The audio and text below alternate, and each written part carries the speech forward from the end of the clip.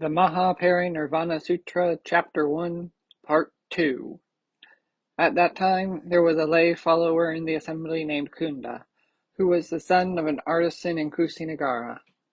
In order to better enable the living beings of the world to earn beneficial karmic merit, Cunda, together with 15 others of like mind, put aside their usual comportment and rose from their seated positions. They bared their right shoulders, put their right knees on the ground, joined their palms, and, facing the Buddha, began to weep, their tears pouring out.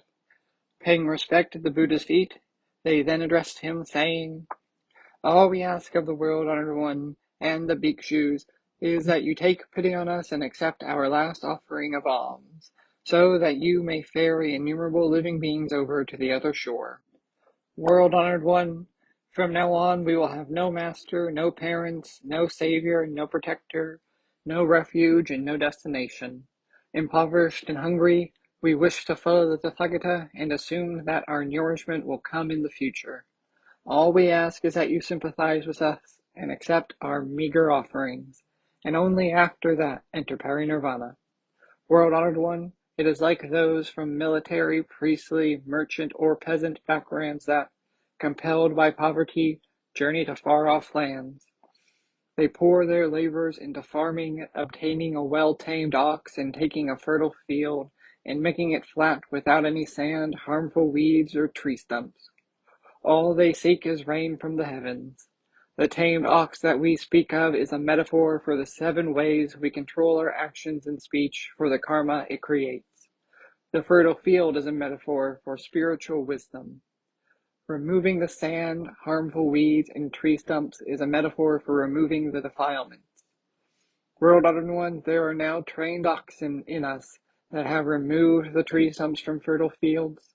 We look only to you, Tathagata, for the Dharma rain that is the ambrosia of immortality to us. The impoverished forecasts are none other than the impoverishment of who we are, with respect to the wealth of the unsurpassed Dharma. All we ask is that you take pity and eradicate our poverty and pain, thereby lifting up the immeasurable number of suffering living beings. What we have to offer may be small and trivial, but we nevertheless hope that it may satisfy the Tathagata and the community. We now face having no master, no parent, and no refuge after you are gone. We come to you wishing for the compassion you would extend to your own son Rahula. At that time, the world-honored one, the omniscient, the unsurpassed tamer, addressed Cunda, saying, "Excellent, excellent. I will now indeed remove this poverty for you. The rain of the unsurpassed Dharma will fall upon your karmic field, bringing forth a Dharma sprout. What you seek in me is life, form, power, serenity, and lucidity. I will indeed provide you with continual life, form, power, serenity, and unimpeded lucidity. How? Cunda, donating nourishment as you have done will have 2 karmic rewards that are indistinguishable. What are these 2? First is that after the donation is accepted, the donor attains Anuttara Samyak Sambodhi. Second is that after the donation is accepted, the donor enters nirvana. I now accept this last offering from you, and thereby bring you to the completion of the perfection of charity, Dana Paramita." At that time, Cunda immediately spoke to the Buddha, saying, "The Buddha has said that the 2 karmic rewards of donations like mine are indistinguishable. But this does not make sense to me. Why? Because in the first instance of one who has had his donation accepted, the defilements will not have been exhausted, omniscient wisdom will not have been achieved, and there will be no ability to enable other living beings to complete the perfection of charity through similar acts of giving. Whereas, in the second instance of one who has had his donation accepted, the defilements will have been exhausted, omniscient wisdom will have been achieved, and he will have acquired the ability to guide other living beings to complete the perfection of charity. In the first instance, the one who has had his donation accepted is merely a living being. In the second instance, the one who has had his donation accepted is a god among gods. In the first instance, the one who has had his donation accepted has a body sustained by various forms of eating, a body still diluted with the defilements, a body that has a final limit, a body that is impermanent. In the second instance, the one who has had his donation accepted has a body devoid of defilements, a Vajra adamantine body, a Dharma body, a permanent body, a body without limits. Why, then, do you say that they are equal and without distinction? In the first instance, the one who has had his donation accepted is not yet able to complete the perfection of charity, nor any of the other perfections up through and including the perfection of wisdom. He only has physical eyes. He has not yet attained the eyes of a Buddha, nor any of the other forms of seeing, up through and including the eyes of spiritual wisdom. In the second instance, the one who has had his donation accepted has already completed the perfection of charity, and all the other perfections up through the perfection of wisdom.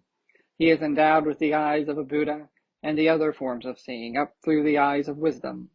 Why then do you say the two karmic effects of donations are indistinguishable?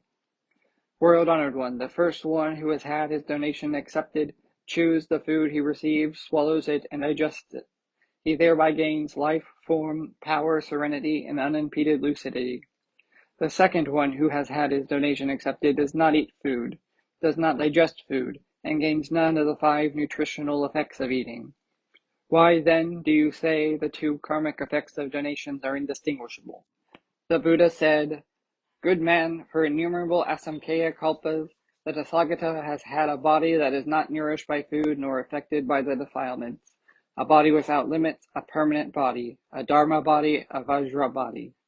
Good man, it is those who have not seen the Buddha nature that I name as having a body affected by the defilements, a body that is sustained by food, a body that has limits.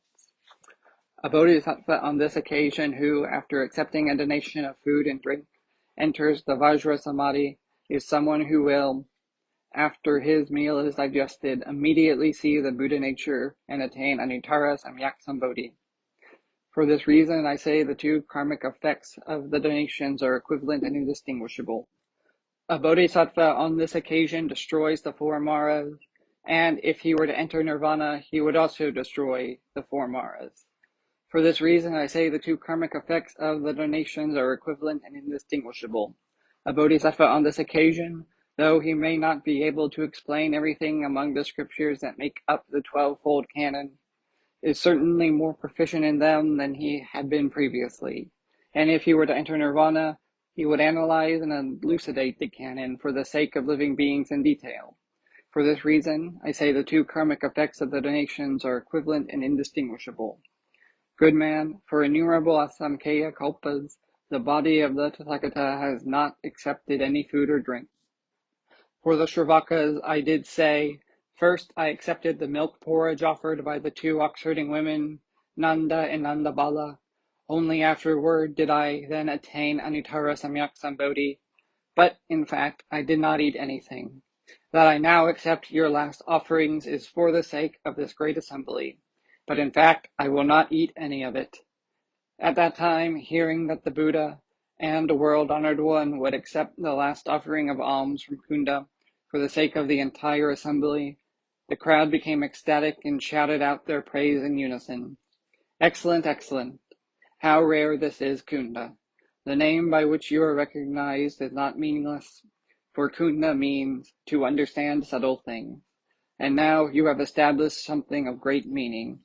Thus, your name has been established on the basis of the truth that accords with meaning. That is why you are known as Cunda. In all the world, it is you who have now gained great fame and profit. Your auspicious wish has been fulfilled. How remarkable, Cunda, that among all people living today, it is you who have attained what is so difficult to obtain and what is so unsurpassed in value. Excellent Cunda, this is as rare as the appearance of the undambara flower in the world. It is extremely uncommon for a Buddha to appear in the world, and uncommon as well to meet a Buddha, to put forth faith, and to truly hear the Dharma. But to be able to make the final offering when the Buddha is facing his nirvana, to be able to do that, how much more uncommon. Homage to Cunda, homage to Cunda. You have accomplished the perfection of charity.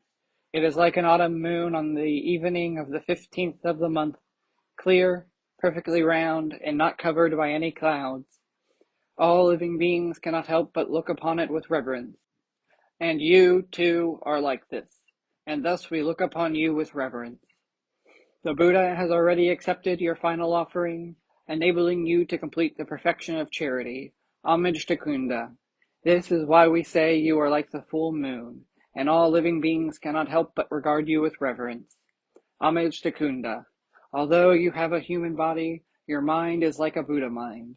Now you are Cunda, but in reality you are the son of the Buddha, no different from his own son Rahula. Then, from the great assembly, the following verses were proclaimed. Although you were born in the human realm, you have gone beyond the sixth heaven. Myself and everyone else in the assembly thus bow down and beseech you now. The holiest among the people is about to enter Nirvana now. You should take pity on us. For all we ask is that you quickly implore the Buddha to long remain in this world, benefiting countless beings, expounding the wise, praiseworthy Dharma that is a sublime ambrosia. If you do not implore the Buddha thus, our lives will never be whole. For this reason, you must see him. Bow down and plead with our Lord and Protector. At that moment, Cunda was overcome with joy. He was like someone whose father and mother had suddenly died and just as suddenly had come back to life. Kunda's joy was this great. He rose again, bowed ceremoniously before the Buddha, and then spoke in verse. Glad indeed am I, having gained the blessing of acquiring a human body in this life, of allaying all trace of my greed, anger, and so forth, of having forever left behind birth in the three unfortunate realms.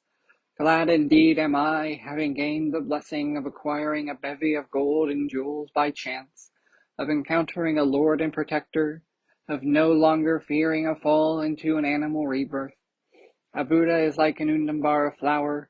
To encounter one and have faith is so difficult.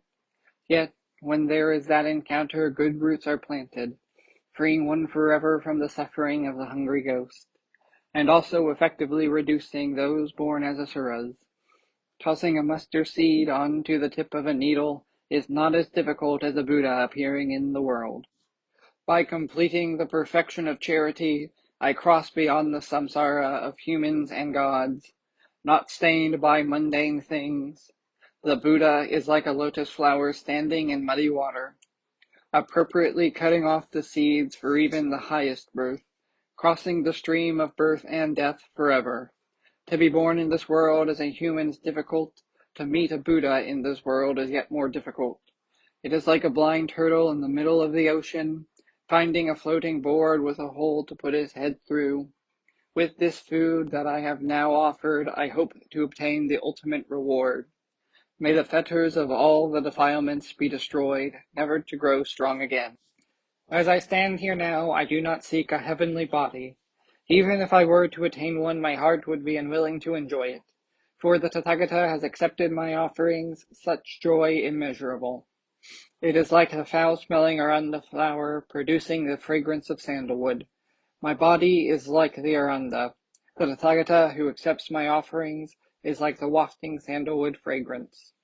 This is why I am overjoyed, for here in this life I have attained the most exalted reward. The gods Indra and Brahma come to make offerings to me, yet the entire world is distressed, for they know the world-honored Buddha is about to enter Nirvana. In a loud voice they cry, imagine the world bereft of its Lord and Protector. Lord, do not abandon us living beings. Look upon us as if we were your only son. When the Tathagata is among the Sangha, expounding the unsurpassed Dharma, he is like a jeweled Mount Sumeru standing amid oceans. The Buddha's wisdom can effectively cut through the darkness of our ignorance. When clouds cover the sky, it can get freezing cold. But the Tathagata can effectively eliminate all our defilements, just like the sun coming out disperses the clouds and illuminates everything. These living beings howl and cry, their faces swollen, as everyone drifts on the cruel waters of birth and death. For this reason, world-honored one, to extend the faith of living beings and cut away their pain in samsara, you must remain long in the world. Then the Buddha said to Cunda, just so, just so. Just as you have explained, the appearance of a Buddha in the world is as rare as the unambara flower. Meeting a Buddha and having faith in him is also extremely difficult and rare. But providing the final offering of alms, just as this Buddha is facing Nirvana, and thereby accomplishing the perfection of the practice of charity is even more difficult and rare. Now, Cunda, do not lament or grieve. Rather, you should be dancing with joy, rejoicing in your blessings to have been able to encounter this opportunity to present the final offering to a Tathagata, and therein complete the perfection of charity. You should not be asking the Buddha to remain any longer in the world. Instead, you should contemplate the fact that everything in the realm where a Buddha operates is impermanent, and that the characteristics of the nature of all conditioned phenomena are just like this as well. He then spoke to Cunda in verse. In every world, what is born returns to death. Individual lifetimes, though uncountable in number, must inevitably face their exhaustion. Whatever flourishes will inevitably weaken. Any assembly has its dispersal. The prime of life stops before long. The beautiful flesh of youth will be corrupted by illness. Life is swallowed by death. For there is no phenomena that is permanent. Kings may reign as they please, with power unmatched, but everything undergoes change. A lifetime is also like this, a wheel of suffering, limitless in its transmigration with nary a rest. In the triple world, all is impermanent. All existence is without pleasure. The original nature and characteristics of these paths of existence are empty throughout. All these perishable dharmas, flowing in and out, eternally saddled with grief. The harmful errors of fear, the anxiety of aging, illness, death, and debilitation, these have no limit. Health is easily broken, hearts are invaded by resentment, wrapped in defilements. Living beings are like silkworms inside their cocoon. What person of wisdom would find pleasure in such a state? This body, where pain and suffering is collected, where everything is impure, confined, subject to ulcers and more, it is fundamentally without value. Even up through the bodies of those in the highest heavens it is exactly the same. All desire is impermanent, so to the self one does not cling. Freed of desire with proper thinking, one thus realizes truth. Having completely cut all ties to the great flow of existence, today will be my parinirvana. When I crossed over to the other shore of existence, I went beyond all forms of suffering. For this reason, it is now that I graciously accept this wonderful bliss of nirvana. By means of this causality, I realize what is beyond all frivolous discourse, and cut off the binds of illusion forever. Today I enter nirvana. There is no aging, illness, or death for me, for my lifespan cannot be exhausted. I now enter nirvana. Like the burning out of a great flame, Cunda, you should not speculate on the meaning of the Tathagata's parinirvana. Contemplate the Tathagata's abiding presence like Mount Sumeru. I now enter nirvana, acceding to the highest bliss. This is the nature of Buddhas. You should weep no longer. Then Cunda spoke to the Buddha, saying, World-honored one, just so, just so. Truly your sacred teaching is just as you say. The wisdom I now possess is so trifling as to be nothing more than that of a mosquito or a gnat. How could I ever conceive of the deep, profound reason for the Tathagata's nirvana? Ah, world-honored one, now it may be that along with the Bodhisattva Mahasattvas, like great dragons and elephants, I have now done away with the contaminants and stand equal to Manjushri, the Dharma prince. But, world-honored one, my case is like the example of a youth when he first enters the order. Though he has yet to receive full ordination, he is considered to be a member of the Sangha. It is only by means of the supernatural powers of the Buddha and the Bodhisattvas that I have attained the position of being counted among these great Bodhisattvas. This is why I now want to have the Tathagata stay in the world for a long time, without entering nirvana. Like a starving man with nothing left to even vomit, I still somehow hope to make the world-honored one remain in this world forever, never to enter nirvana. At that time, Manjushri, the Dharma prince, addressed Cunda. Cunda, you should not speak in that way, trying to make the Tathagata stay in the world forever, and so preventing his parinirvana. Acting like a man so hungry he has nothing even to vomit. Instead, you should be contemplating the nature and characteristics of all conditioned phenomena. Contemplate conditioned phenomena in this way, and you will come to have a samadhi of emptiness. If you are seeking the true Dharma, you should apply yourself in this way.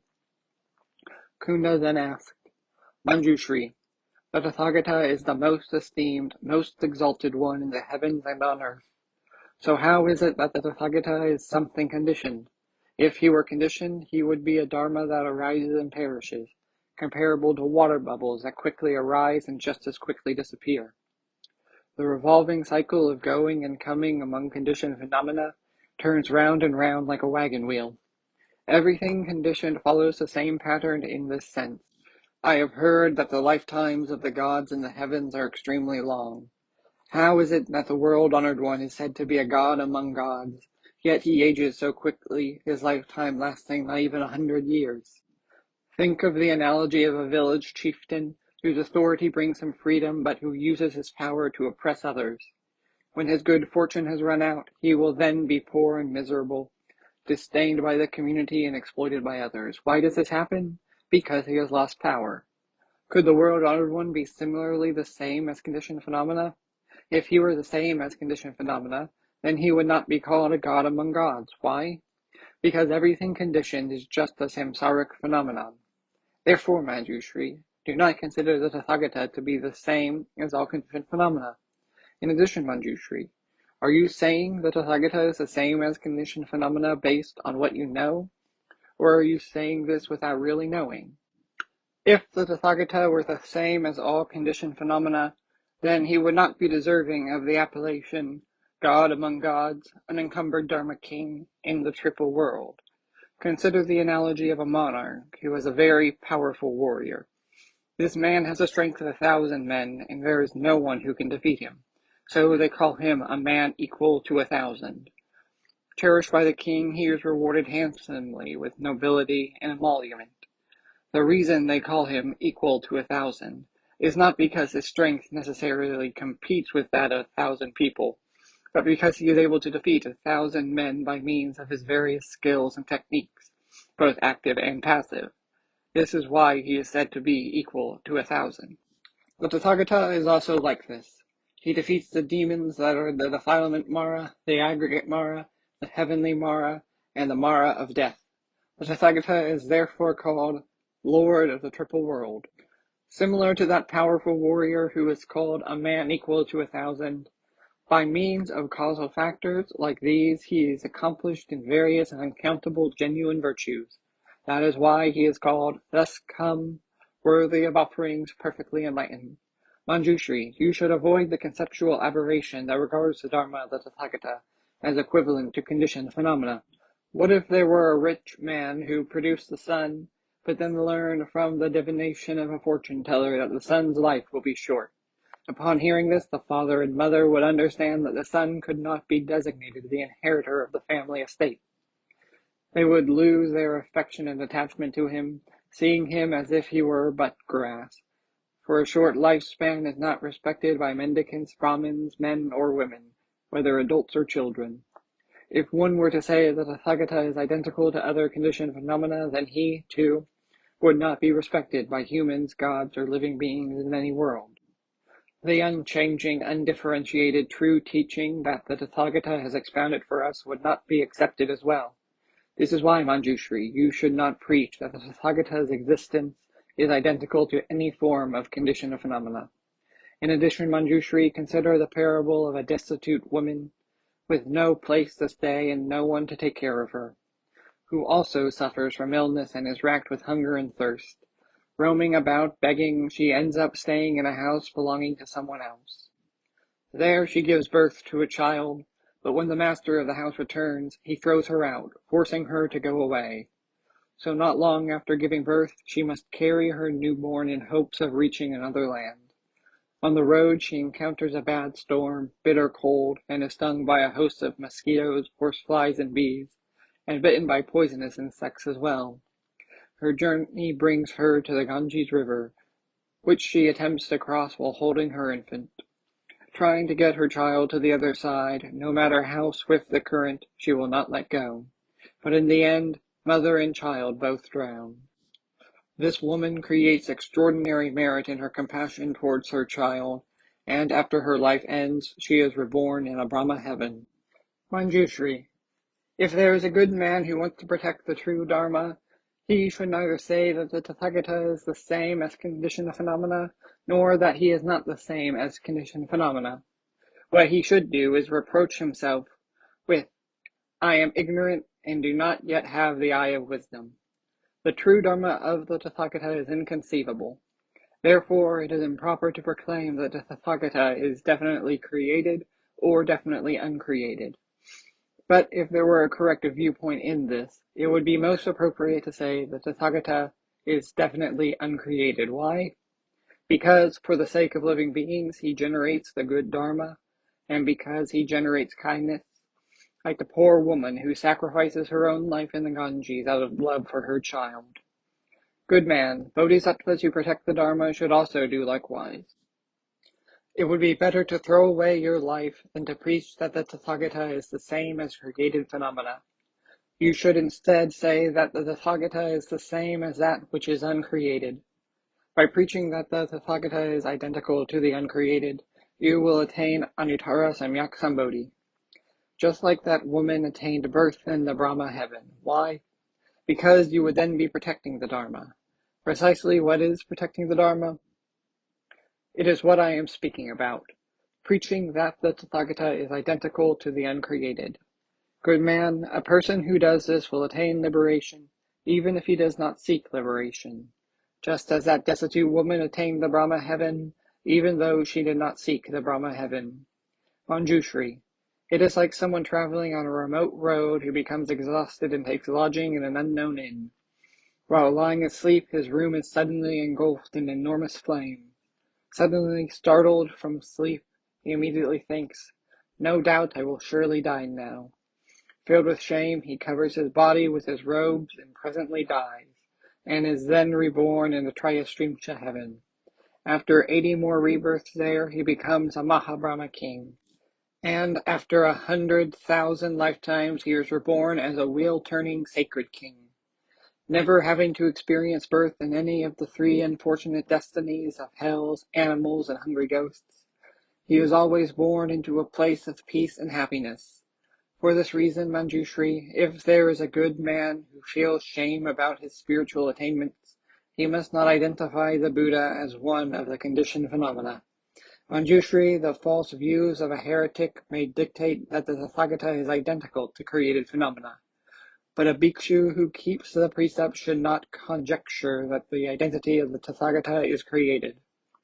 If one states that the Tathagata is created, that would be tantamount to lying. You should understand that such a person enters hell after he dies, just as if he were standing in his own house.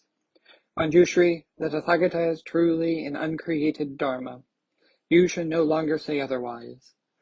From this day forth, while in samsara, you must abandon your ignorance and seek correct wisdom. Understanding that the Tathagata is indeed uncreated, if you can perceive the Tathagata in this way, you will become fully endowed with the 32 special marks of an enlightened being, and quickly attain anuttara samyak sambodhi. Then Manjushri, the Dharma prince, praised Cunda. Excellent, excellent, good man. You have now created the karmic conditions for a long life, fully understanding that the Tathagata is a permanently abiding Dharma, an unchanging Dharma, and an uncreated Dharma. In this way, you have now successfully overturned the notion of the Tathagata as having the characteristics of that which is created.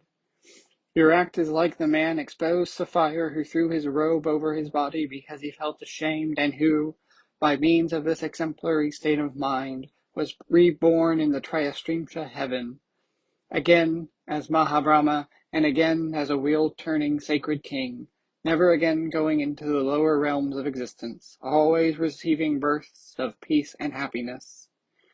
Because you are also like him in the excellent way, you have overturned the notion of the Tathagata as having the characteristic of created existences. In the future, you will most assuredly attain the 32 major and 80 minor marks, as well as the 18 distinctive characteristics of a Buddha. With an immeasurably long life, you will no longer experience the cycle of birth and death as such, but will remain in a state of peace and happiness from which you will attain aratship and full enlightenment before long. Cunda, the Tathagata presently will elaborate this point in detail, and together you and I shall overturn the notion of the Tathagata as created. So let us put aside this issue of created and uncreated for the moment. But you should serve food quickly when the situation requires it. Charity such as this is the best among all types of charity. For these monks, nuns, laymen, and laywomen are exhausted from their long journey. They require something clean and pure, and you should try to provide this as needed. Responding quickly with charity like this is the fundamental seed of completing the perfection of charity. Cunda, as you are the last one to provide alms for the Buddha and the Sangha, whatever it is you give, be it plentiful, trivial, adequate, or inadequate, do try to be quick about it, for the Tathagata is just about to assume Parinirvana. Cunda then responded, Manjushri, why are you obsessed with this meal? Talking about the food being plentiful or trivial, adequate or inadequate, and making sure that I provide things on time? Manjushri, in the olden days, the Tathagata underwent asceticism for 6 years and yet sustained himself. Why wouldn't he be able to endure for a few more moments today? Manjushri, are you actually saying that the Tathagata, in his perfect enlightenment, will partake of this food? For I definitely know the body of the Tathagata is none other than a body of Dharma, and not a body that is sustained by food. At that point, the Buddha spoke up and said to Manjushri, Just so, just so. It is just as Cunda has said, excellent Cunda. You have already attained a wisdom great and subtle, skillfully penetrating the extremely profound Mahayana Sutras. Manjushri then said to Cunda, You described the Tathagata as uncreated, and the Tathagata's body as having a very long life. Whenever one can produce such understanding, the Buddha will be favorably disposed toward him. Cunda answered, The Tathagata is not only favorably disposed toward me, he is favorably disposed towards all living beings. Manjushri then said, You, me, and all living beings, the Tathagata is favorably disposed toward everyone. Cunda answered, You should not say that the Tathagata is favorably disposed, for the very idea of him being favorably disposed is wrong-headed. Such false concepts are samsaric, and everything in samsara is created. Therefore, Manjushri, do not refer to the Tathagata as created. If we allude to the Tathagata as created, then you and I are both committing acts of distortion. Manjushri, the Tathagata has no notion of affectionate love. By affectionate love, I am referring to the way a cow loves her calf. Even when she is out in search of water or grass because she is thirsty or hungry, she may suddenly return home when she thinks of her calf, regardless of whether or not she has satisfied her own needs. Buddhas, world-honored ones, do not have such thoughts. They look upon all living beings as Rahula. It is precisely the realm of the Buddha's wisdom, and not in samsara, where thoughts such as this occur. Manjushri, this is analogous to a team of horses specially trained by the king. Though we may want to empower our donkey cart to reach the level, it makes no sense to expect such a thing. You and I are also like this. Much as we may want to see the entirety of the hidden profound depths of the Tathagata, this is unreasonable. Manjushri, it is like a Garuda soaring into the sky for countless yojanas. He looks down into the ocean and sees families of water creatures such as fish, soft-shelled turtles, sea turtles and other turtles, crocodiles and serpents. He even sees his own reflection appearing like an object in a bright mirror. With their limited understanding, ordinary persons cannot fathom what that bird sees. You and I are also like this. We cannot fathom the wisdom of a Tathagata. Manjushri addressed Cunda. Just so, just so. It is just as you have explained. It is not that I had not discerned this. I merely wanted to test you in the affairs of a bodhisattva. Just then, the world-honored one emitted a variegated light from between his eyebrows, illuminating the body of Manjushri. Upon encountering this light, Manjushri understood what it was. He then spoke to Cunda. As the Tathagata has manifested this propitious sign, he will surely be entering Nirvana before long. These last offerings that you have prepared must be presented to the Buddha in the assembly in a timely manner. You do understand that the Tathagata does not shine forth this type of multicolored light without a reason. Upon hearing this, his emotions in check, Cunda grew quiet. The Buddha then said to Cunda, "Now is the proper time to make your offerings to the Buddha and the assembly. The Tathagata is about to assume parinirvana." He spoke in this manner a second and then a third time. After hearing the Buddha speak in this way, Cunda finally cried aloud, choked with sadness. "How awful! How distressing! The world will be empty." He then turned to the assembly and said, "We should all prostrate ourselves on the ground right now," and with one voice urged the Buddha not to pass into parinirvana. At that point, the world one spoke again to Cunda. "Do not carry on like that. You will harm yourself. You must consider the fact that this body is like a banana tree, a mirage in hot weather, a water bubble, a hallucination, an imaginary construct, an illusory city floating in the air conjured up by Gandharvas, an unfired plot or a flash of lightning. It is like drawing something on water, a prisoner facing death, ripe fruit or cut meat, like the warp thread running out on a loom, like the up and down motion when grinding in a mortar as well. You should ponder the fact that all compounded things are like so much poisoned food, and there is much misery in the conditioned phenomena." To which Cunda replied to the Buddha, "The Tathagata does not wish to remain long in this world. How can I not cry? This is terrible, distressing. The world will be empty. All I ask, world-honored one, is that you take pity on us here and indeed on all living beings and remain with us for some time. Do not pass into parinirvana." The Buddha said to Cunda, "You should not say things like, 'Take pity on us and remain in the world longer.' I have pity for you, indeed, for everyone. That is precisely why I am now about to enter nirvana. Why is this? This is the nature of Buddhas, just as it is for created phenomena as well. This is why Buddhas utter the verse, 'All created things have natures impermanent. After coming into existence, they do not abide. Tranquil extinction is bliss.' Cunda, you should contemplate how all compounded things are mixed with the dharmas of non-self, impermanence, and non-abiding. This body, with its innumerable forms of misery, is like foam on the surface of water.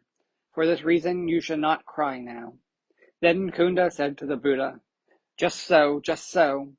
It is indeed as the Lord teaches. Although I am aware that the Tathagata's entering into nirvana is an expression of expediency, yet I am still unable to dispel my grief. On the other hand, when I ponder the matter, I also have feelings of joy." The Buddha praised Cunda. "Excellent, excellent. You have understood well that the Tathagata manifests his nirvana of expediency for all living beings. Cunda, listen to me now. Just as the Sarasa cranes flock to Lake Anavatapta in the months of spring, so do the Buddhas all come to this place. Cunda, you must not now deliberate over whether the lives of Buddhas are long or short. All conditioned dharmas are like illusory forms, and while the Tathagata is among them, he is using his powers of skillful means to do so, but he is never tainted by them. Why? Because this is the nature of Buddhas. Cunda, I now accept the offerings you present because I want to enable you to cross over the streams of existence that are samsara. If all humans and deities made offerings to me in this final moment, each of them would attain the karmic reward of imperturbability, which is to be eternally blessed with peace and happiness. Why would this happen? Because I am a most excellent field of blessings for living beings. If you also want to become a field of blessings for living beings, then quickly present your offerings. Do not tarry. So that living beings may attain liberation, Cunda then lowered his head, swallowed his tears, and said to the Buddha, "Excellent world-honored one, if I am worthy, when I become a field of merit, I will be able to comprehend the Tathagata's nirvana and his non-nirvana. But at the moment, the wisdom possessed by myself, and indeed all the Shravakas and Pratyeka Buddhas, is little more than that of mosquitoes or ants. We truly cannot fathom the nirvana, or even the non-nirvana, of the Tathagata." At that time, Cunda and his followers, feeling forlorn and agitated, circumambulated the Tathagata even as they wept. They burned incense and scattered flowers, paying homage to the Buddha with utter sincerity. Then, together with Manjushri, they left their seats to prepare the meal provisions. It was not long after they had left their seats that the earth shook in 6 different ways, reaching all the way up to the Brahma heaven, where it was also felt. There are 2 kinds of such things, earthquakes and major earthquakes. Small tremors are simply called earthquakes, but when there is significant movement, it is referred to as a major earthquake.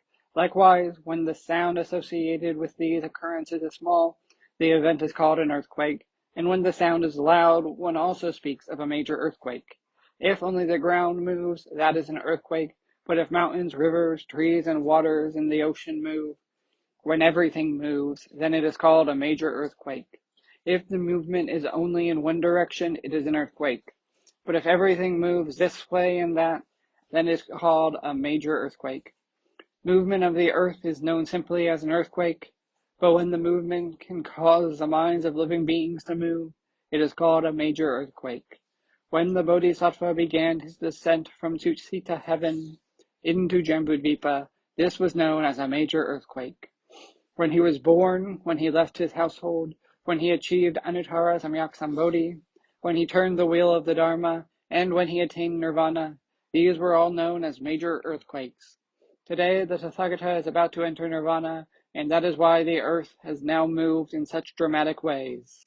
At that time, Devas, Nagas, Gandharvas, Asuras, Garudas, Kimnaras, Maharajas, human and non-humans alike, upon hearing the words exchanged between the Buddha and Cunda, felt their own hair stand on end. Sadly, crying in unison, they uttered these verses. Bow down in reverence to the Protector. We now beseech you most earnestly, for, apart from the great saint of mankind, we will be helpless forever. To observe the Buddha's impending nirvana is for us to sink into a sea of despair. Forlorn, disturbed, overcome with a dismal anguish, like a calf that has lost its mother, poor and helpless, we are like someone seized by illness who, without a physician, follows his own will, and eats what he should not. Living beings sick with the defilements, constantly victimized by their own opinions, apart from the physician of the Dharma, they take harmful, poisonous medicines. For this reason, Buddha, world-honored one, we should not be abandoned. Like a nation without a sovereign, the people will all starve. We too are up against it, losing our shade and our Dharma elixir.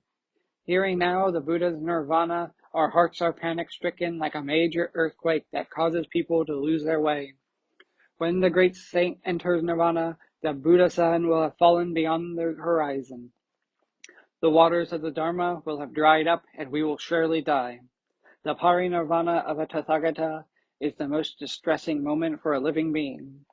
Like the son of a powerful family who has just lost his mother and father, the Tathagata enters nirvana, and if he does not return, we and the other living beings, none of us will be saved.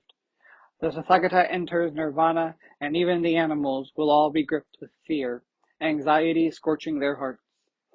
For us on this day, how could we not be in anguish? We are cast aside by the Tathagata just as one expectorates mucus or saliva. Just as when the sun first arises, shining with a flame so radiant, it comes back to illuminate itself while destroying all darkness. Let the light of the Tathagata's spiritual powers effectively remove our sufferings. Reside here within this mass of living beings like Mount Sumeru. They then said, World-honored one, this is analogous to a king who begets sons and raises them to be proper in appearance and manner, with hearts constant in thoughts of love. At first, he teaches them the skills to succeed and make sure they have mastered each one, but after that, he entrusts his executioners with the task of having them killed. World-honored one, today we are the sons of a Dharma king and have gratefully received your teachings so that we may form correct views. Pray, do not abandon us like the abandoning of that king's sons. All we ask is that you abide here for some time and not enter nirvana. World-honored one, this is analogous to someone well studied in the literature, but who is struck with fear when looking at this text. The Tathagata is, of course, accomplished in all manner of dharmas, but in regard to these dharmas we also have fear. So, if we could but have the Tathagata remain in the world for some time, expounding the timeless ambrosia of the Dharma and fulfilling the needs of all, then living beings would no longer fear falling into the hell realms. World-honored one, this is analogous to someone who has just begun to learn his trade, but then finds himself arrested by officials and locked up in prison. People ask him, "How are you taking all of this?" He answers, "I am in agony. If only I could obtain my freedom, I would be overjoyed." World-honored one, this is what it is like for us.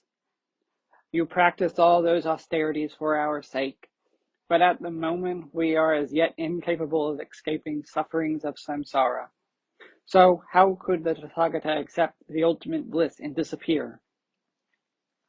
World-honored one, this is analogous to a master physician skilled in Ayurvedic medicines and their application. He passes on the secret medicinal preparation solely to his son and does not teach these things to his other pupils. The Tathagata seems also to be like this. You have taught the most profound and hidden treasury of doctrines solely to Manjushri, and are abandoning us without consideration. The Tathagata should not be like that master physician. You should have no parsimony regarding the Dharma, as the physician did regarding the secrets of the knowledge, teaching it to his son, to whom he is partial but not to his other students. That physician is unable to teach what he knows openly, due to a sense of success or failure within him that makes him secretive and resentful. But there are never any thoughts of success or failure in the Tathagata. So why will we not be similarly instructed? All we ask is that the Tathagata reside with us for some time and not pass into final nirvana. World-honored one, this is analogous to some people that, whether they are old, young, infirm, or in distress, choose to abandon the straight and true path for a steep and dangerous one. This steep path is fraught with difficulty and will bring a great deal of pain and suffering. But there is also someone else who sees all this and, feeling sympathy and compassion for them, immediately points out a road that is flat and easy to travel. Lord, we are just like those people on dangerous paths. The so-called young in this example is a metaphor for those who have not yet nurtured their capacity to the point where they can realize the Dharma-body. The old is a metaphor for those plagued by a build-up of the defilements. The infirm represents those not yet free of the cycle of birth and death, and the steep path is a metaphor for all 25 forms of existence found within the cycle of birth and death. All we ask, Tathagata, is that you lead us on the right path to the ambrosia of immortality. Stay in the world for some time with us. Do not enter into nirvana. At that time, the world-honored one addressed the assembly of monks. Bhikshus, do not be like the ordinary people or the gods, for that matter, who cry out in sorrow. You must be diligent, your minds concentrated, and your thoughts upright. Then, having heard what the Buddha had said, the gods, humans, asuras, and the others stopped their weeping, much like someone who mourns the loss of a child, has reached a point where he can cry no more. At that point, the world-honored one uttered these verses for all to hear. You should all open your minds. You must avoid this great depression. The natures of Buddhas are all like this, so quiet down. Rejoice in your assiduous practice. Guard your thoughts. Direct your attention properly. Distance yourself from all impropriety, and take comfort in the joy you get from that. The Buddha then said, Furthermore, bhikshus, if you have any doubts at all, now is the time to ask about them. You may wonder if something is empty or non-empty, permanent or impermanent, painful or not painful, a support or not a support, gone or not gone, a refuge or not a refuge, eternal or not eternal, if something is terminable or constant, a living being or not a living being, if something exists or does not exist, if something is real or not real, true or not true, emancipated or not emancipated, concealed or unconcealed, or if something is dual or non-dual. If you have any doubts concerning one or more aspects of the Dharma, such as these I have just mentioned, you should ask me now, and I will accordingly erase those doubts for you. After I have expounded the immortal ambrosia of the Dharma to you, then, and only then, will I enter nirvana. Bhikshus, It is extraordinary for a Buddha to appear in the world. It is rare to obtain a human body. For you to meet a Buddha and arouse faith in his teaching, such things are even more rare. To be able to endure what is difficult to endure, this is also rare. To be able to fulfill the requirements of the rules of discipline perfectly, without any lapses, to attain the fruit of arhatship, these things are also rare, like searching for gold dust or an undambara flower. Bhikshus, it is highly unusual that you have managed to avoid the difficult conditions of the 8 inopportune births, enabling you to obtain a human body in which you can now hear the Dharma from me. That you have encountered me should not be dismissed as insignificant. Over a long time I have performed a variety of ascetic practices, such that I have now obtained unsurpassed skillfulness in expedient means. It is thus for your sake that in the course of many lives, over innumerable kalpas, I have tossed away my body, my hands, my feet, my head, my eyes, and even my brain. For that reason, you must not be lazy. Bhikshus, how does one adorn the jeweled castle of the true Dharma? Furnish it with a variety of rare gems of virtuous merit. Make morality, meditation, and wisdom its walls, moats, and parapets. Now that you have encountered this jeweled castle of the Buddha Dharma, do not take it to be inauthentic. That would be like a merchant who comes across a castle filled with genuine jewels, but comes home instead with debris. You may similarly come away with falsehoods from your encounter with this jeweled castle if you regard it erroneously. Monks, do not become complacent, indulging in low thoughts. Although you have obtained ordination, you have no yearning for the Mahayana. Monks, although you have succeeded in putting on Kasaya dyed robes, your hearts have yet to be dyed in the pure teachings of the Mahayana. Monks, although you have practiced alms begging and have moved around from place to place, from the outset you have never begged for the Dharma food of the Mahayana. Monks, although you have removed the hair on your heads and chins, you have yet to take up the true Dharma to remove that which binds you to the world. Monks, I will now lay out the true teaching for you. Now, at this moment I am here. This great assembly is harmoniously gathered together, and the natural condition of the Tathagata is true and never in error. For this reason, you must be diligent, focused, courageous, and put an end to the errors that bind you to the world. When this wisdom sun with its tenfold powers sinks over the horizon and is gone, you will be enveloped in the darkness of ignorance. Monks, just as the medicinal herbs of the mountains and the continents are there for living beings to make use of, my Dharma should be thought of in the same way. This Dharma that I have brought forth, whose flavor is the sublime ambrosia of immortality, is the ideal medicine for the various defilements that plague living beings. From now, I will turn all living beings into my own children. The 4 groups of believers should all be securely settled within the hidden treasury. I, too, will be settled there, whereupon I will enter Nirvana. Now, what is this thing I call the hidden treasury? It is something like the 3 dots that form the Sanskrit letter E. If they were written in a horizontal line, they would not form the letter E, and if laid out vertically, they would also fail to produce the letter. Only when they are arranged like the 3 eyes in the face of Mahasvara will they form the letter E. No other formulation will work. I too am thus. The Dharma of liberation is not Nirvana, the body of the Tathagata is not Nirvana, and the spiritual wisdom of Mahaprajna is also not Nirvana. Each of these 3 dharmas is different, each by itself is not Nirvana. It is because I am now settled in all 3 of these dharmas that for the sake of living beings I enter Nirvana, as it is called, just like the letter E is commonly understood.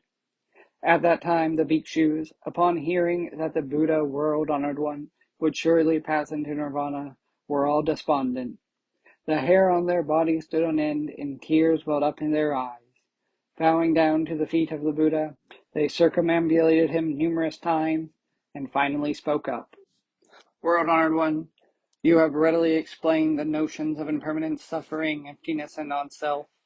World-honored one, just as among the footprints of all living beings there is nothing that surpasses the footprint of an elephant, so too is the concept of impermanence paramount among all concepts. Anyone who is diligent in his cultivation of this will be able to eliminate all craving in the realm of desire, all attachment in the realms of form and non-form, spiritual ignorance, arrogance, and even conceptions of impermanence itself. World-honored one, if the Tathagata has abandoned the concept of impermanence, then he should not enter Nirvana now. If he has not abandoned it, then why would he tell us that cultivating the concept of impermanence will free us from attachment, ignorance, arrogance, and even the concept of impermanence itself in regard to the triple world? World-honored one, this is analogous to the farmer who plows his land deeply in autumn and is thus able to remove its weeds. The concept of impermanence is also like this, for it enables one to remove all craving in the world of desire and in the realms of form and non-form, all attachment, spiritual ignorance, arrogance, and even conceptions of impermanence itself. World-honored one, just like the fact that when plowing fields, it is paramount to plow in autumn, and among the footprints of living beings, the footprint of the elephant is paramount. Among all conceptualizations, the concept of impermanence is paramount. World-honored one, suppose there is a sovereign who, knowing his life was about to end, grants pardons to the prisoners incarcerated under his rule, and only after doing this does he relinquish his hold on life. Should not the Tathagata now also respond in this way, saving living beings from every confinement of their stupidity and spiritual ignorance, enabling them all to attain liberation, and only after doing that enter Parinirvana? All of us here have yet to attain deliverance. How could the Tathagata be on the edge of abandoning us to enter Nirvana just like that? World-honored one, it is like someone possessed by a demon. If he meets a good exorcist, he will have the opportunity to be freed by means of the power of that master's incantation. In like manner, the Tathagata can remove the demons of ignorance from his Shravakas, empowering them to settle themselves in the Dharma of great wisdom, liberation, and so forth, just like the world letter E. World-honored one, it is like a rutting elephant held in captivity. He cannot be restrained even by experienced trainers and could suddenly break any ropes or chains holding him and run away. But we are not yet able to do that. We have yet to throw off the 57 defilements that bind us to the world of birth and death. So how could the Tathagata be on the edge of abandoning us to enter Nirvana? World-honored one, just as someone suffering from malaria could have his pain eliminated after meeting a skilled physician, we are in the same situation. We suffer from a host of vexations, improper ways of making a living, and feverish illnesses. And, although we have encountered a Tathagata, our illnesses are yet to be healed. We have yet to attain the unsurpassed peace and eternal bliss that we know is possible. How could the Tathagata be about to abandon us now and enter Nirvana? World-honored one, suppose there were someone so intoxicated that he became completely unaware of what was going on. He could not even distinguish those who were close to him from those who were not. He did not recognize his mother, his daughter, or his sister, for example. Abandoning himself to wild licentiousness, he became impudent in his speech and would even lie down in the filth of his own excrement. Then a skilled master appeared, who managed to get him to take medicine for his condition. After taking the medicine, he would disgorge the alcohol in his stomach and return to his normal state of mind. In his heart, he would then feel ashamed and reproach himself deeply for his behavior. Alcohol is not good, the root of harmful things. He knows that if he could only expunge it from his life, he could distance himself from wrongdoings he is wont to do. Blessed one, we are just like this. From the ancient past, we have transmigrated through the realm of birth and death, intoxicated with physical pleasure and craving stimulation through our five senses. We harbor notions of motherhood that are not what our mothers are. We harbor notions of sisterhood that are not what our sisters are. We harbor notions of what a daughter is that are not what daughters are. We create notions of what living beings are that are not what living beings are. This is why we repeatedly transmigrate in this painful cycle of samsara, lying down in the filth of our own excrement like that inebriated man. If the Tathagata would only administer the medicine of the Dharma to us now, it would enable us to disgorge the harmful wine of the defilements. And yet, here we are, having not attained this mind of awakening. How could the Tathagata be on the verge of abandoning us to enter Nirvana himself? World honored one, it is like someone who appreciates the banana tree as something solid, when in fact it is no such thing. World honored one, living beings are like that. They may appreciate a self, a person, an individual living being, a lifespan, a personality, an observer, an actor, or an experience, seeing them all as real. But in fact, these identities are also falsely deduced from experience. This is how we cultivate our consciousness of non-self. World-honored one, these notions are analogous to wine sediment, of no use whatsoever. This body is like that as well, without a self and without a master. World-honored one, just like the flower of the 7 leaves Saptaparna tree has no scent, this body has no self and no master as well. In this way, our thoughts are always directed toward cultivating the discernment of non-self. It is just as the Buddha has explained to us. All dharmas are devoid of self or anything pertaining to self. Monks, you should cultivate this understanding, for having done so will remove your egotism. And after one has abandoned their egotism, that person will thereupon enter nirvana. World-honored one, just as it makes no sense for someone to say that traces of the birds in the sky are visible, it makes no sense that such views of I or mine would be held by anyone capable of cultivating a consciousness of non-self. At that point, the world-honored one praised the bhikshu, saying, "Excellent, excellent! You have cultivated your discernment of non-self quite beautifully." Then the bhikshu spoke to the Buddha, saying, "World-honored one, we have not only cultivated our perception of non-self, we have also cultivated other discerning perceptions. That is, we are concerned with what is suffering and what is impermanence in addition to what is non-self. World-honored one, like an intoxicated person whose mind, in a day, sees mountains, rivers, stone walls, grasses, and trees, palaces, houses, the sun, moon, or stars, as if they were all spinning round. World-honored one, anyone who does not cultivate his perception of suffering, impermanence, and non-self is disoriented, and cannot be called a true, noble seeker. Undisciplined in many ways, such a person transmigrates in the cycle of birth and death. World-honored one, these are the reasons why we carefully practice these discernments." At that point, the world-honored one said to the bhikshus, "Now listen carefully, listen carefully. In the analogy of the intoxicated man that you just gave, you have understood the written letters, but you have not penetrated into what they mean. What does this story mean? It is that living beings on the whole are just like the intoxicated person who, looking up at the sun and moon, perceives them to be spinning when in fact they are not. Blinded by defilement and ignorance, they create misconceptions in the form of inversions in their thinking. What is self they reckon as non-self. What is constant or permanent they reckon as impermanent. What is pure they reckon as impure. What is joyful they reckon as painful. Because living beings are deluded by the defilement, even if they recognize these as errors, they still do not comprehend what this means. Just like that intoxicated person who perceived something to be spinning when it was not. Self is what Buddha means. Permanence is what Dharma-body means. Bliss is what Nirvana means. Purity is what Dharma means. Bhikshus, why do you say to have any perception of self reflects arrogance and pride and leads to transmigration in samsara? With that attitude, when any of you declare, I cultivate my perception of impermanence, suffering, and non-self, these 3 types of practice will have no real meaning. But now I will explain to you 3 special dharmas to cultivate instead. When what is painful is regarded as joyful, and what is joyful is regarded as painful, that is an inverted dharma. When what is impermanent is regarded as permanent, and what is permanent is regarded as impermanent, that is an inverted dharma.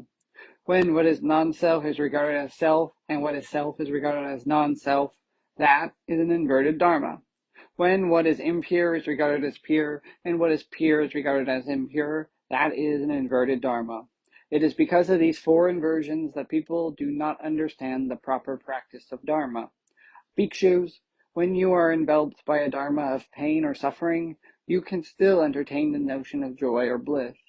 When you are enveloped by a dharma of impermanence, you can still entertain a notion of permanence.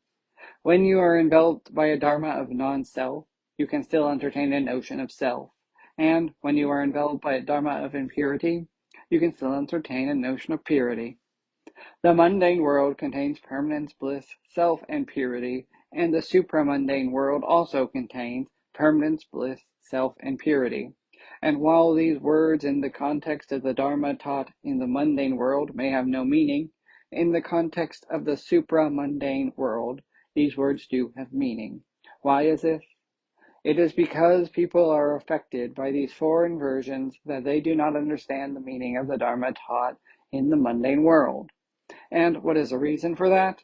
It is because people in the mundane world are impacted by three inversions: perception, reflection, and theory. And thus they perceive suffering in what is joyous, they perceive impermanence in what is permanent, they perceive non-self in what is self, and they perceive impurity in what is pure. These errors are known as inversions, and it is by means of them that written letters may function in the world, yet their true meanings remain unknown. And what are those meanings? Non-self actually denotes samsara. Self denotes the Tathagata.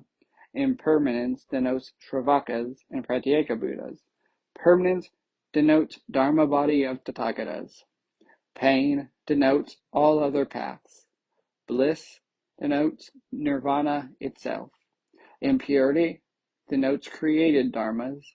Purity denotes the true teaching of the Buddhas and Bodhisattvas. All these are what I call the non-inversions. It is by means of what is not inverted that one can understand the meaning of letters. If you want to separate yourself from the four inversions, you must understand permanence, bliss, purity, and self in this way. Then the bhikshu spoke up and addressed the Buddha thus: World-honored one, the Buddha has expounded on the fact that by separating oneself from the four inversions, one attains an understanding of permanence, bliss, self, and purity. The Tathagata himself now resides in a state eternally devoid of the four inversions, and thus is fully cognizant of permanence, bliss, self, and purity. But if you are already fully aware of permanence, bliss, self, and purity, then why do you not remain with us for one kalpa, or even half a kalpa, guiding us so that we may also leave behind the four inversions? Instead, we are going to be abandoned, as you are now about to enter Nirvana. Tathagata, if we would be given consideration and would be directed by you, we would sincerely accept and practice your teaching. Tathagata, if you enter Nirvana, how are we to establish ourselves in the pure Brahmacharya practices while residing in these bodies of poison? What we should do is follow the Buddha, world-honored one, to enter Nirvana. Then the Buddha says this to the bhikshus: You should not use that kind of language. I have entrusted the entire unsurpassed righteous Dharma to Mahakashyapa. This Mahakashyapa will be a great support for you, just as the Tathagata has been a ground of support for living beings. Mahakashyapa will also become a ground of support for you. This is analogous to a great king with many territories under his command who, when he embarks on a journey to tour them, entrusts everything to his chief minister. The Tathagata is acting in this way when he entrusts the true Dharma to Mahakashyapa. You should also understand that the perceptions of impermanence and suffering that you have been cultivating are not true realities.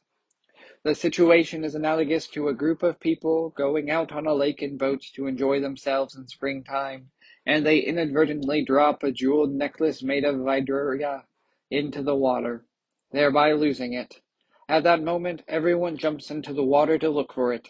Competing with one another in the water, they grab rocks, vegetation, or gravel, even declaring, "I have found it," and jubilantly holding it up for all to see, only then realizing that they have something else entirely, as the necklace is still in the water. By virtue of the power of the gemstones, however, the water becomes clear. Everyone in the crowd can then see the necklace in the water, just as if they were looking up into the sky and seeing the shape of the moon. While all this is going on, there is one wise man in the crowd who skillfully slips into the water and grabs the necklace. Bhikshus, thus, you should not cultivate your ideas of impermanence, suffering, non-self, impurity, and so forth, as if they were the true meaning of the human condition. Just like those people who took rocks, vegetation, or gravel to be the jeweled necklace they were looking for, you must carefully learn about expedient means so that wherever you are, you can continually cultivate your perception of self, as well as your perceptions of permanence, bliss, and purity. You also need to understand that the form of the four teachings that you have been studying are all inverted. Those who want to obtain the truth need to cultivate their discernment of things, just like the wise man who skillfully noticed what was really going on and brought up the jeweled necklace. By this I am referring to your perception of self and your perceptions of permanence, bliss, and purity as well. At that point, the monks responded by saying to the Buddha, "World-honored one, in the past you preached this to us. All dharmas are devoid of self. You should cultivate this understanding, for having done so, you will then leave behind your idea of self. When you have abandoned your idea of self, you will then leave behind your arrogance. And one who abandons arrogance can gain entrance into nirvana." What did that mean? The Buddha said to the monks, "Excellent, excellent, it is well that you have inquired into the meaning of this matter in an effort to dispel your own doubt. Consider this parable. There was once a king of dull sensitivity and little wisdom. Serving him was a physician whose nature was also rather stupid, yet as the king was unable to distinguish such things, he gave the physician a very generous official salary. This doctor treated a host of illnesses by simply prescribing milk, for he did not understand the causes of the ailments with which he was faced. Although he knew that milk was often not particularly efficacious as medicine, whatever illness he encountered, whether it was an illness of wind, of cold, of heat, in each case he nevertheless administered milk. And the king, on his part, could not discern if the physician himself understood what was beneficial or deleterious, good or bad, in his medicinal use of milk. Now, there also happened to be a brilliant physician in the kingdom who was quite proficient in all 8 technical disciplines of healing. He responded skillfully to whatever ailment he encountered because he was aware of all known medicinal treatments. People came from great distances to see him. It did not occur to the elder physician to seek him out for consultation. Instead, the elder physician displayed arrogance and contempt towards him. At that time, however, the brilliant physician put himself in a dependent relationship with the king's physician, requesting that the older man become his teacher, and consulting him about medicinal methods and esoteric teachings. He said directly to the elder physician, "If I may, I would like to ask if you would consider becoming my mentor. All I ask is that you open up to me and explain your understanding of medicine." The elder physician responded in this way, "Well now, let's see. If you can agree to offer yourself in service to me for 48 years, only after that will I teach you the practice of medicine." The brilliant physician immediately accepted his proposal, saying, "I will do as you say, I will do as you say. To the best of my ability, I humbly offer service to you." The elder physician then brought him into the palace as a visiting physician to see the king. On that occasion, the brilliant physician, as a visitor, proceeded to explain a variety of different treatments and techniques to the king, saying, "O great king, of course you understand how important it is to distinguish things carefully. This Dharma as such may be used to rule nations, or this Dharma as such may be used to cure illnesses." Upon hearing these words, the sovereign realized at that moment that the elder physician was an imbecile, lacking any knowledge of what he was doing. He immediately sent him away, ordering him banished from the country. Thereafter, he found that his respect for the visiting physician had doubled. Now, on his part, the visiting physician thought to himself, "If I want to educate the king, now is the right time to do so." He then turned to the king and said, "Great king, if you truly love me, then please grant me one wish." The king answered, "From being here at my right hand to any other rank, whatever your heart's desire, I shall grant to you." The visiting physician then said, "O king, although you permit me every possible rank, I would not dare to ask for so much. Instead, what I seek is a royal decree to be enforced throughout the nation stating that henceforth there shall be no more taking of milk for medicinal purposes, as was prescribed by the elder physician. Why do I ask for this? It is because this medicine can be toxic with many harmful effects. Therefore, declare that if anyone insists on ingesting this form of medicine, they are to be beheaded. After you put a stop to the use of medicinal milk, you will see premature deaths come to an end, and peace and happiness will reign forever. That is why I make this request." Then the king replied, "What you have asked for surely merits no further discussion.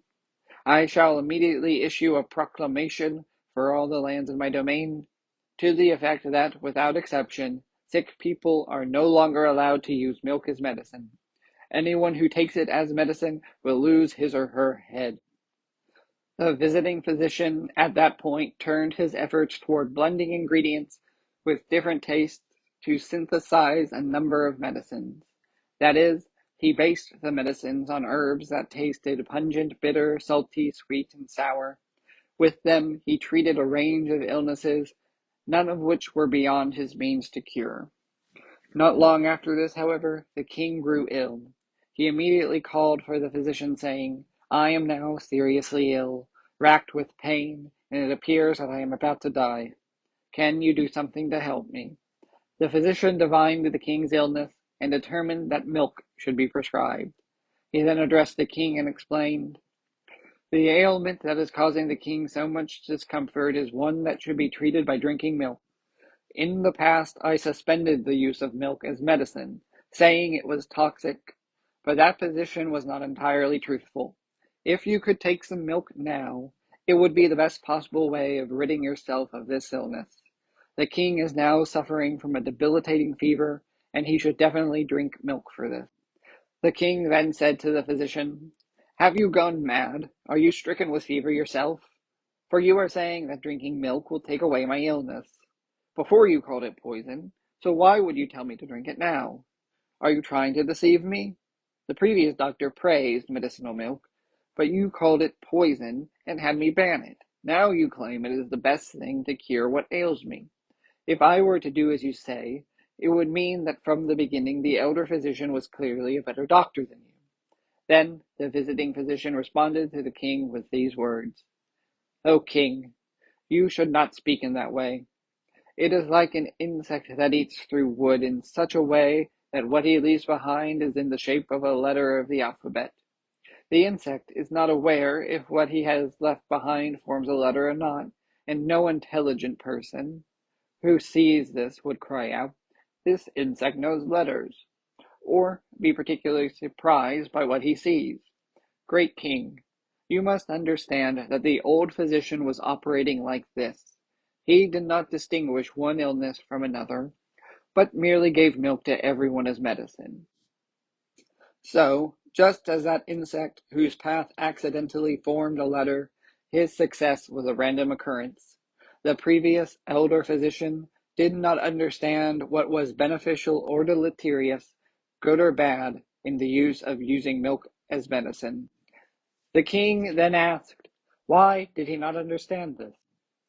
The visiting physician answered, "When milk is used as medicine, it can have the harmful effect of poison, or it can have the effect of amrita, an ambrosia of immortality." The king asked, "Why would you say that milk is something that prevents death?"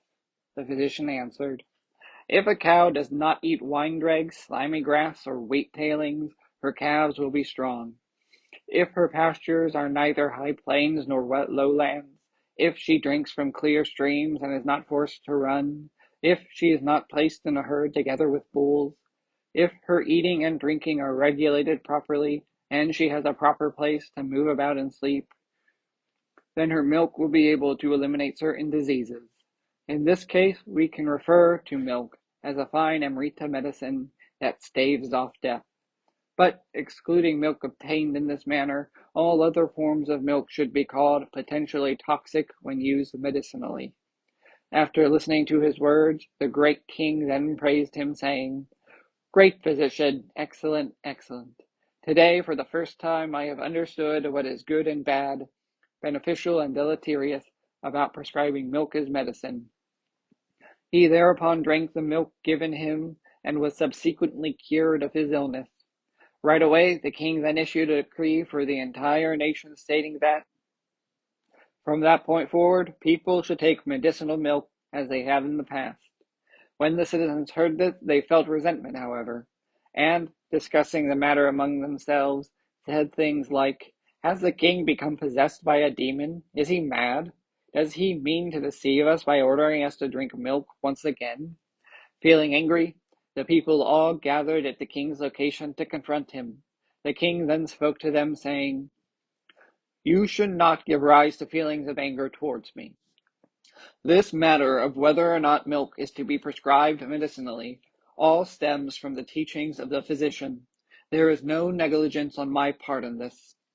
With the problem diffused, the great king and the people of his kingdom then proceeded to dance with joy, offering even greater honor and reverence to the physician. The ill all began to drink the milk prescribed for them as medicine, and each found their ailment either eliminated or alleviated. Monks, you should understand that the Tathagata, worthy of offerings, of right and universal knowledge, with clarity and conduct perfect, well gone, with understanding of the world, unsurpassed worthy, tamer of men, teacher of gods and humans, Buddha world-honored one, is also like this. I have appeared in the world as a great physician king, suppressing all heretical physicians, despite sharing some of the same rhetoric. In the presence of a gathering of kings, I thus announce myself, saying, I am the physician king. And, out of my desire to subdue the non-Buddhist path, I therefore declared, there is no self, there is no person or individual living being, lifespan, personality, observer, actor, or experiencer. Monks, the heterodox paths affirm a self, in the same manner as some infer literacy in shapes of letters incised into wood accidentally by insects. This is why the Tathagata proclaims non-self as part of his Buddha Dharma. It is because I need to straighten out the thinking of living beings, because I am aware of their situation, that I expound the absence of self. There are reasons why I also expound the presence of self, just like that skilled physician who is well aware that milk may be either medicinal or non-medicinal. But what I am speaking of is not what ordinary people imagine the self to be. Ordinary people, or ignorant people, suppose the self to be the size of a thumb, or perhaps a mustard seed or a speck of dust. What the Tathagata explains the self to be is nothing like that. Therefore, when I preach, dharmas are without self, in truth, they are not without self. So, what is this self of which I now speak? If a dharma is true, real, permanent, autonomous, a basis, and its nature is immutable, then that is what I call self. Just like the great physician who correctly appreciated the genuine medicinal value of milk, for the sake of living beings, the Tathagata similarly expounds the presence of a true and real self in dharmas. This is how you four groups of followers should practice the Dharma. End of Chapter 1, Part 2 of the Mahaparinirvana Sutra.